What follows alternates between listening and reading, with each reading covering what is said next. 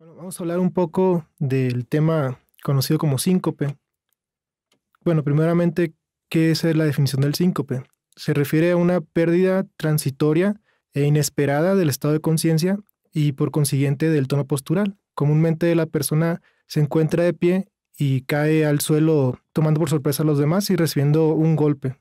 Esto se debe a una interrupción del flujo en el cerebro que suele ser de duración corta y se recupera de manera espontánea. En esta recuperación espontánea suele no acarrear secuelas y no requiere alguna maniobra avanzada para su recuperación del estado de alerta. La persona puede recuperarse y no recordar el evento o puede tener vagas nociones de lo que sucedió. Usualmente son pocos segundos lo que dura, menor a un minuto. Bueno, un poco de generalidades de este tema. Representa 1 a 2% de las consultas en un servicio de urgencias, tanto del área pediátrica como del área de adultos. Hasta 20% de los niños llegan a presentarlo antes de su adolescencia y se incrementa la frecuencia cuando están en la edad de adolescentes, de 12 a 15 años y máximo 17 años, que hasta la mitad de los adolescentes llegan a presentar un evento de estos, que no pasa a mayores. En las personas de edad avanzada es más común en adultos de 70 años en adelante. La importancia de identificar el síncope es que en algunos casos, si bien puede ser algo que no es trascendente, puede representar la primera manifestación de un problema que pone en riesgo la vida. Estos casos comúnmente se deben a patologías de origen cardíaco, como problemas de anatomía o algunas arritmias.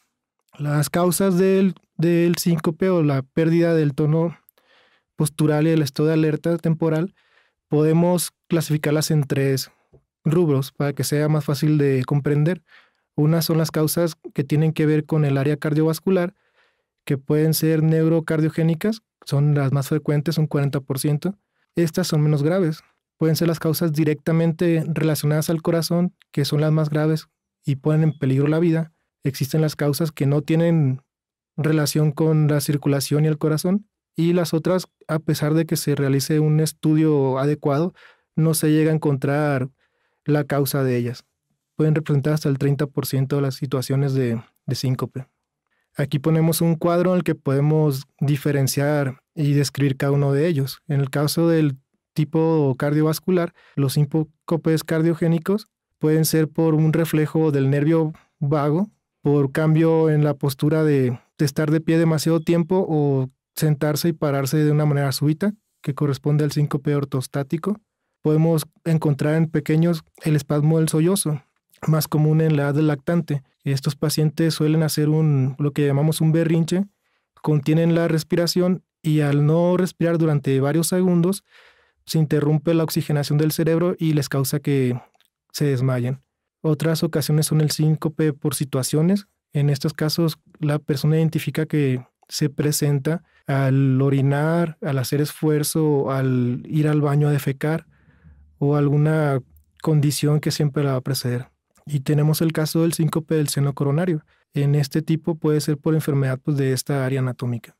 En el caso del síncopes relacionados directamente al corazón, los más mortales, tenemos siempre que considerar una arritmia o un problema anatómico, para los cuales nos va a orientar tanto los antecedentes del paciente, pues su historial clínico y la exploración física. Será más común en estos casos encontrar un problema del electrocardiograma o bien a la exploración de detectar datos como un soplo en el corazón, crecimiento de las cavidades cardíacas o datos de falla cardíaca, muy sugestivos de esta entidad, que la diferenciaría al momento del abordaje de las demás causas. En los síncopes que pues, no tienen una relación con el sistema cardiovascular, los hay de origen neurológico, podríamos relacionar algunos tipos de epilepsia, convulsiones. Están aspectos metabólicos y bioquímicos y pues diatrogénicos que no encontramos diagnóstico. Volvemos a recordar que a pesar de separarlo por tres grupos y de estos se dividen diferentes causas, hasta un 25 o 30% de ellos no vamos a lograr un diagnóstico. La importancia sería en estos casos descartar estos que son de posibilidad de muerte. En el caso del síncope neurocardiogénico, en este caso haciendo una pausa en cada uno de ellos para entenderlos mejor, pues son eventos mediados neuralmente. Tienen en común que se desencadena una respuesta exagerada a nivel del nervio vago, que va a producir un descenso del flujo a nivel de oxígeno o sangre al cerebro. Volvemos a recordar que es el más común y el más benigno. Usualmente va a ser transitorio, puede no volverse a presentar el resto de la vida o durante ocasiones aisladas.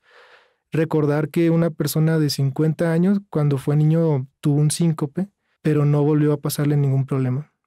De los casos desencadenantes, y ponemos ejemplos de ellos, el más común es el vasovagal, secundario uno, estrés ortostático prolongado.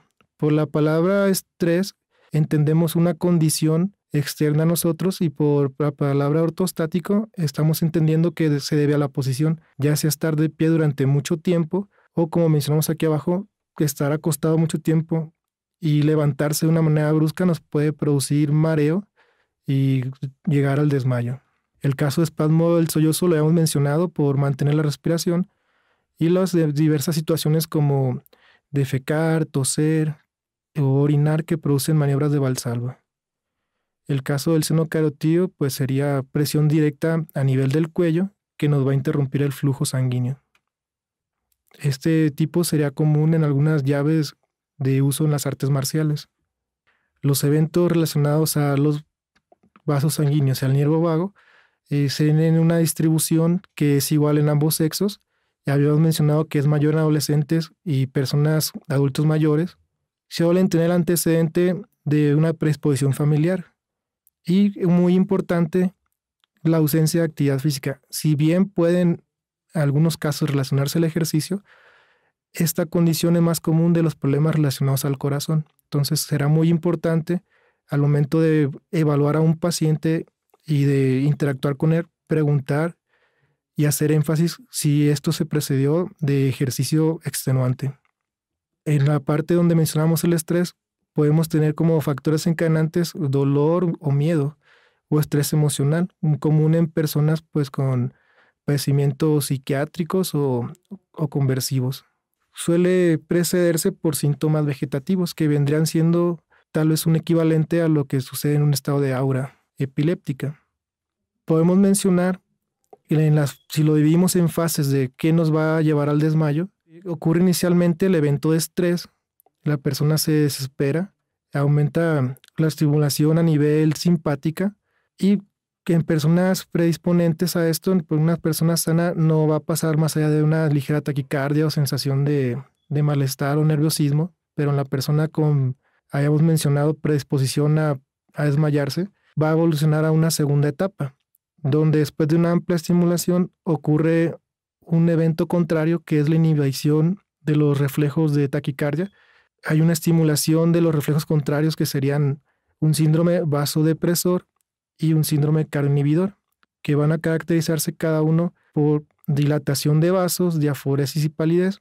Y el siguiente síndrome desencadena bradicardia sinusal, puede tener un bloqueo o alguna arritmia cardíaca, asistolia y hipotensión, que van a disminuir el flujo que hemos mencionado anteriormente.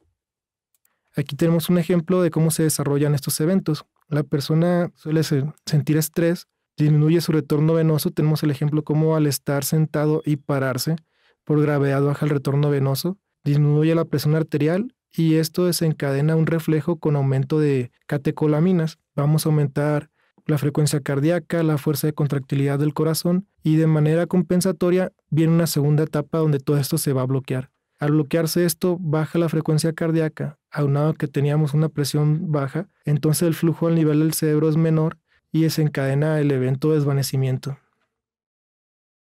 ¿Qué sucede en una persona que se adapta a estos cambios y no ocurre el desvanecimiento? El cerebro a nivel, en un amplio rango, se va a regular por mecanismos humorales, mecanismos bioquímicos, se va a proteger en lo que es su flujo. Aquí puedo dar un ejemplo que a nivel de la presión arterial, entre un rango que va de 50 hasta 150 de presión sistólica, no va a ocurrir un evento de desmayo. Puedo ver que se relaciona con el nivel de CO2 y de presión arterial. Mientras no lleguen a este punto crítico, que podemos hacer énfasis de este lado, un flujo sanguíneo cerebral menor de 25 milímetros por 100 gramos de tejido desencadena un desmayo. Una presión arterial que disminuye de 50 milímetros de mercurio desencadena en un evento de síncope. O una interrupción del flujo durante 6 segundos va a desencadenar también un evento de síncope. Entonces cabe recordar que mientras estemos delante de esta estrecha franja, nuestro cuerpo puede adaptarse y responder. En los casos de problemas cardíacos, esta entidad pone en peligro la vida. Es la causa más rara en el 10% en las personas pediátricas y conforme avanza la edad, dado las enfermedades degenerativas y crónicas, se va a hacer más común. Importantísimo descartar arritmias letales.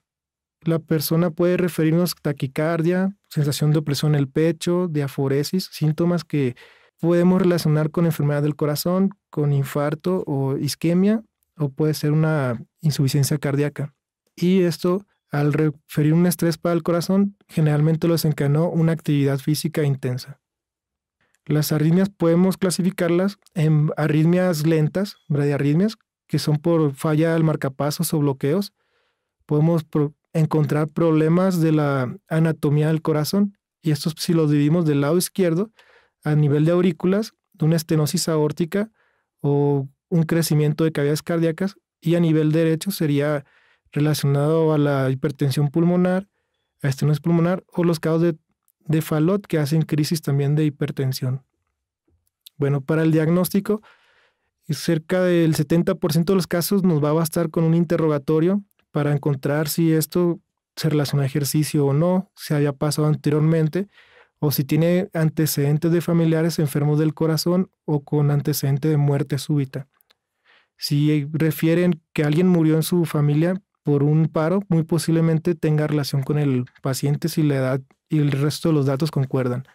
Debemos entonces realizar una exploración física orientada y una anamnesis dirigida con importancia en ciertos detalles como la hora de presentación.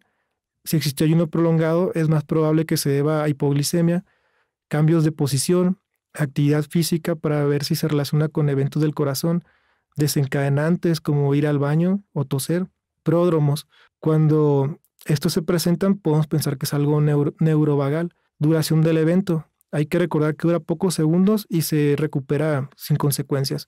Traumatismos, ya sea que hubo un golpe antes del síncope, que pasaría a ser un trauma de cráneo, o que al momento de perder el tono postural, la persona se golpea accidentalmente también. Convulsiones que nos van a guiar hacia eventos neurológicos y episodios previos. Siempre énfasis en los casos de muerte. En cuanto al diagnóstico, una vez dirigido esto, interrogatorio, podemos guiarnos en pruebas de laboratorio para descartar las causas metabólicas, una biometría hemática, electrolitos séricos, trastornos de electrolitos y hipoglicemia.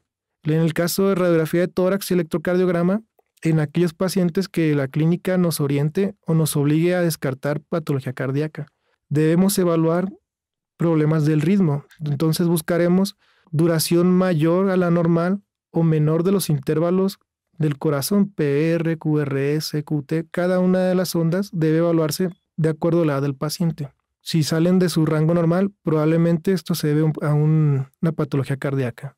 Una vez hecho esto, se va a distinguir a los pacientes que requieren valoración por un neurólogo, si se sospecha de eventos neurológicos, valoración por cardiología, y distinguir en quienes se puede hacer esto de manera ambulatoria y en quienes requieren hospitalización, para que se descarte lo más pronto posible algo que lo ponga en riesgo su vida. Bueno, las características de riesgo y que urge internar a una persona son dolor torácico, problemas de insuficiencia cardíaca, manifestaciones o cambios en el electrocardiograma, antecedentes de arritmias, antecedentes de bloqueos. Casi todos podemos recordar que van relacionados a patologías del corazón o patologías familiares, antecedente de una muerte súbita sin causa aparente en la familia o patrón de Brugada, que sería otra enfermedad del ritmo a nivel familiar. Para el tratamiento, va de acuerdo a la etiología. Se deben evitar los factores desencadenantes cuando se identifiquen, evitar el ayuno prolongado, mantener una hidratación adecuada en los casos que se estaba realizando ejercicio o hubo exposición alta al calor y al sol. Cuando se siente el síndrome vegetativo, el mareo, la sensación de que se va a desmayar o un malestar general, debe prevenirse con una posición acostado para evitar las caídas súbitas. Y en los casos de problemas del corazón, van a requerir medicamentos como beta bloqueadores, antiarrítmicos u otro fármaco similar. Bueno, cabe recordar, para terminar el tema, que se trata de un síncope, un accidente benigno, quien se recupera sin algún tratamiento. Algunos casos ponen en peligro la vida y es necesario un interrogatorio y una exploración juiciosa en el paciente para distinguir precisamente quién corre un riesgo vital. Esto nos va a orientar el antecedente de actividad física también. Sería todo en el caso del síncope. Muchas gracias por su atención. Espero les haya sido de utilidad este breve resumen.